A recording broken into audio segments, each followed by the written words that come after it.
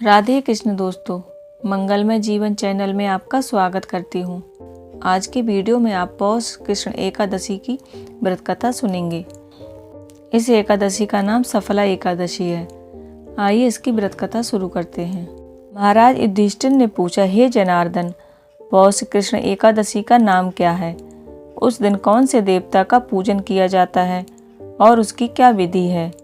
मुझे कृपया करके बतलाइए।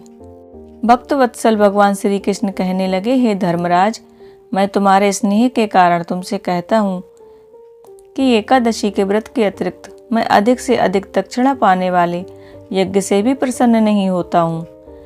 अतः इसे अत्यंत भक्ति और श्रद्धा से युक्त होकर करें। हे राजन, द्वादशी युक्त पौष कृष्ण एकादशी का महात्म्य तुम एकाग्र चित्त होकर सुनो। इस एकादशी का नाम सफला एकादशी है। इस एकादशी के देवता श्री नारायण हैं। विधि पूर्वक इस व्रत को करना चाहिए। जिस प्रकार नागों में शेषनाग, पक्षियों में गरुड़, सब ग्रहों में चंद्रमा, यज्ञों में अश्वमेघ यज्ञ और देवताओं में भगवान विष्णु श्रेष्ठ हैं, उसी तरह सब व्रतों में एकादशी का व्रत श्रेष्ठ है। जो मनुष्य सदैव एकादशी का व्रत करते हैं वे मुझे परम प्रिय हैं। अब इस एकादशी व्रत की विधि कहता हूँ। मेरी पूजा के लिए ऋतु के अनुकूल फल, नारियल, नींबू, नैवेद्य आदि 16 वस्तुओं का संग्रह करें। इस सामग्री से मेरी पूजा करने के बाद रात्रि में जागरण करें। इस एकादशी के व्रत के समान यज्ञ, तीर्थ, दान, तप तथा कोई दूसरा व्रत नहीं है। 5000 वर्ष तप करने से जो फल मिलता है उससे भी अधिक सफला एकादशी का व्रत करने से मिलता है। हे राजन, आप इस एकादशी की कथा सुनिए। चंपावती नगरी में एक महेशमान नाम का राजा राज्य करता था। उसके 4 पुत्र थे। उन सब में लुम्पक नाम वाला बड़ा राजपुत्र महापापी था। वह पापी सदा परस्त्री और वेश्यागमन तथा दूसरे बुरे कामों में अपने पिता का धन नष्ट किया करता था। सदैव ही देवता, ब्राह्मण, वैष्णवों की निंदा किया करता था। जब राजा को अपने बड़े पुत्र के ऐसे कुकर्मों का पता चला तो उन्होंने उसे अपने राज्य से निकाल दिया। तब वह विचारने लगा कि कहाँ जाऊं, क्या करूं। अंत में उसने चोरी करने का निश्चय किया। दिन में वह वन में रहता और रात्रि को अपने पिता की नगरी में चोरी करता तथा प्रजा को तंग करने और उन्हें मारने का कुकर्म करता। कुछ समय पश्चात सारी नगरी भयभीत हो गई।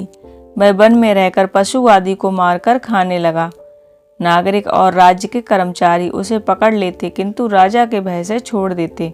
वन में एक अति प्राचीन और विशाल पीपल का वृक्ष था। लोग उसकी भगवान के समान पूजा करते थे। उसी वृक्ष के नीचे वह महापापी लुम्पक रहा करता था। इस वन को लोग देवताओं की क्रीड़ा स्थली मानते थे। कुछ समय के पश्चात पौष कृष्ण पक्ष की दशमी के दिन वह वस्त्रहीन होने के कारण शीत के चलते सारी रात्रि सो नहीं सका। उसके हाथ पैर अकड़ गए। सूर्य उदय होते होते वह मूर्छित हो गया। दूसरे दिन एकादशी को मध्याह्न के समय सूर्य की गर्मी पाकर उसकी मूर्छा दूर हुई। गिरता पड़ता वह भोजन की तलाश में निकला। पशुओं को मारने में वह समर्थ नहीं था, अतः पेड़ों के नीचे गिरे हुए फल उठाकर वापस उसी पीपल वृक्ष के नीचे आ गया। उस समय तक सूर्य भगवान अस्त हो चुके थे। वृक्ष के नीचे फल रखकर कहने लगा, हे भगवान, अब आपके ही अर्पण है ये फल, आप ही तृप्त हो जाइए। उस रात्रि को उसे भूख के कारण रात्रि को नींद भी नहीं आई। उसके इस उपवास और जागरण से भगवान अत्यंत प्रसन्न हो गए और उसके सारे पाप नष्ट हो गए। दूसरे दिन प्रातः एक अति सुंदर घोड़ा अनेक सुंदर वस्तुओं से सजा हुआ उसके सामने आकर खड़ा हो गया। उसी समय आकाशवाणी हुई कि हे राजपुत्र, श्री नारायण की कृपा से तेरे पाप नष्ट हो गए। अब तू अपने पिता के पास जाकर राज्य प्राप्त कर। ऐसी वाणी सुनकर वह अत्यंत प्रसन्न हुआ और दिव्य वस्त्र धारण करके भगवान आपकी जय हो कहकर अपने पिता के पास गया। उसके पिता ने प्रसन्न होकर उसे समस्त राज्य का भार सौंप दिया और वन में चले गए। अब लुम्पक शास्त्र अनुसार राज्य करने लगा। उसके स्त्री, पुत्र आदि सारा कुटुंब भगवान नारायण का परम भक्त हो गया। वृद्ध होने पर वह भी अपने पुत्र को राज्य का भार सौंपकर वन में तपस्या करने चला गया और अंत में वैकुंठ को प्राप्त हुआ। अतः जो मनुष्य इस परम पवित्र सफला एकादशी का व्रत करता है उसे अंत में मुक्ति मिलती है। इस सफला एकादशी के महात्म्य को पढ़ने से अथवा श्रवण करने से मनुष्य को अश्वमेध यज्ञ का फल प्राप्त होता है। इस प्रकार सफला एकादशी की व्रत कथा यहीं पर समाप्त होती है। आशा करती हूँ कि आज का वीडियो आपको पसंद आया होगा। राधे कृष्ण।